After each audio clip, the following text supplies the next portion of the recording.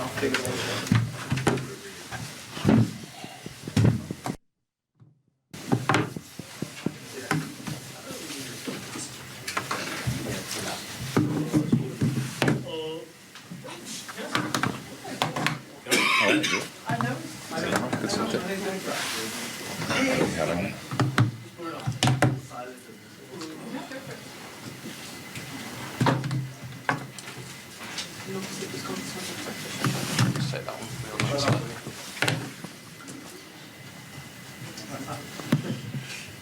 you got the mic there. Yep. Okay, folks, seeing as how we've only got the one mic, what we'll do is we'll... Oh, two. Oh, two there. Okay. We'll keep this one on this side, that one on that side, so it'll be much easier. Okay, so we'll get underway. Australian head coach Andrew McDonald to start off with fair thanks number one. G'day, Andrew. Lunchtime, 7 for 142, you were in complete control of the game. Just talk us through, I suppose, how it became very much an even game, if not in England's favour by the end. I think when Ben Stokes is there, you're never in total control. We've seen that over a period of time. Created a couple of opportunities, so it was a bit of dysfunction there on our behalf. Todd Murphy's first over, it could have looked a lot better, and he was able to get a few boundaries away. So we feel as though on the back of the toss and where the game's positioned, we feel as though we're in a pretty strong position. We're 142 ahead. Could it be better? There's no doubt it could have been better. And full credit to Ben once again. His ability to work his way with batting with the tail is probably second to none over a period of time. Smithy played the least Smithy-like shot I've ever seen in his 100th test, and then jackknifed around when Bairstow seemed to say something. Do you know what was going on there? He didn't look very happy with that. No, I didn't notice that he snapped back around, so I haven't seen that. So in terms of the shot, I think it's been a high pressurised series, and there's been errors on both batting departments, so that's going to happen. The games have ebbed and flowed, and it's stayed in the balance. So whenever it's high pressure, there's always going to be errors, and that was what happened with Steve. Andrew, what impact has Mark Wood had on your batters in this game, and those errors you sort of spoke about, maybe the 2 wickets for Moeen today, was that caused a bit by the pressure that Mark's able to create?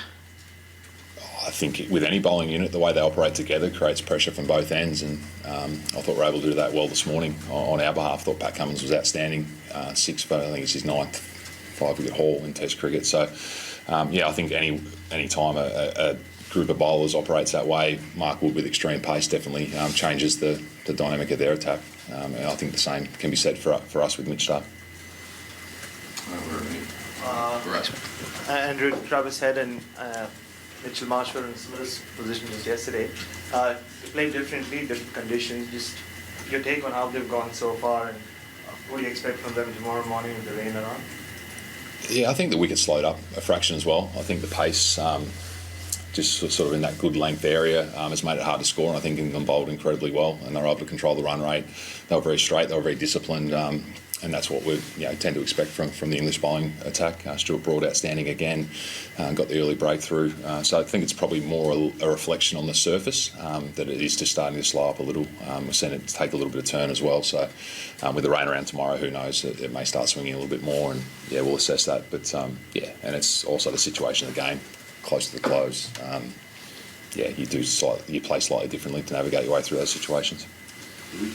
Andrew, I just wanted to ask about how you thought Todd Murphy went against Ben Stokes. It kind of looked like he, Stokes got a hold of him a couple of times. Then some of the senior players kind of spoke to him and maybe settled him down. Like, what did you kind of make of how he worked his way through a pretty tough thing, right? Yeah, he created the opportunities in the first over, and if you take them, then it's a totally different picture that you face. I thought. The discussion was whether to take him wider or sort of go up and over down the middle of the wicket. But it's probably a combination of both those, and I think that's what they were deliberating about. And they showed him great support, and I thought, it's a tough entry into Ashes cricket. It's his first Test match in an Ashes environment, but he'll be better for that.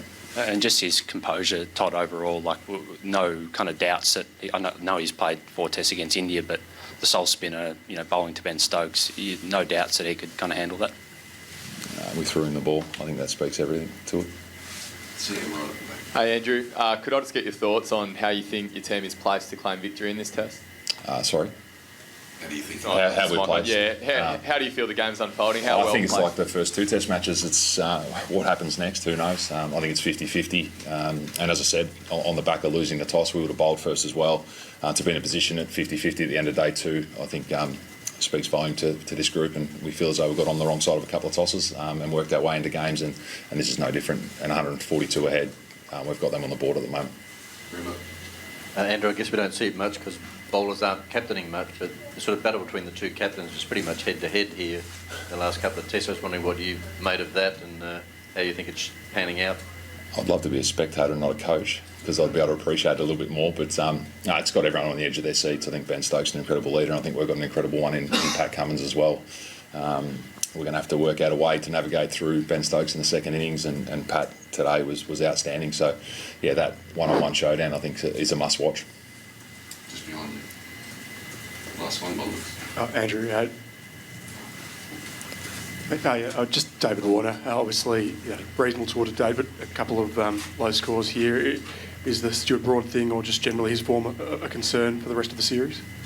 I think when you got an opening bowler bowling to an opening batsman, they're more likely to get them out with a new ball, aren't they, at times? I think the 3 50-plus run partnerships that Usman and Dave have put on in the series have been telling and had great impact. So, yeah, not here to discuss David Warner at this stage. Last one down here. Don't worry about the mic down. Okay. Just one on the, I suppose, quite a different surface here to Lords, and obviously, the ball sort of short ball attack was used quite a lot at Lords. Just to explain, I guess, doing that immediately after lunch rather than, I guess, mixing it up a little bit more in terms of conventional modes of dismissal? Yeah, I think we made a commitment once the ball went to the softer side.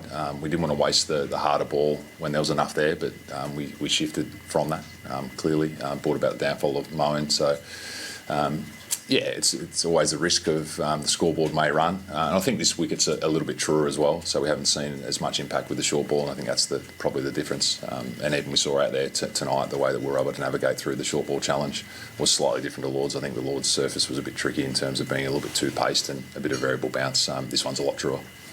Last one, sorry. And the game has moved on quite a bit in the first 2 days. But looking at the weather around for the rest of this test match and Australia being 2-0 ahead in the series, do you think pressure will be on England to make things happen in this test match? I think there'll be enough time. I haven't looked at the next 3 days, but I think there'll be enough time how accelerated the game is at the moment. But yeah, I think there's pressure on both teams. 2-0 up, it's a good position to be in, but you want to win this test match to make it 3-0. So. Awesome. Thanks, everyone.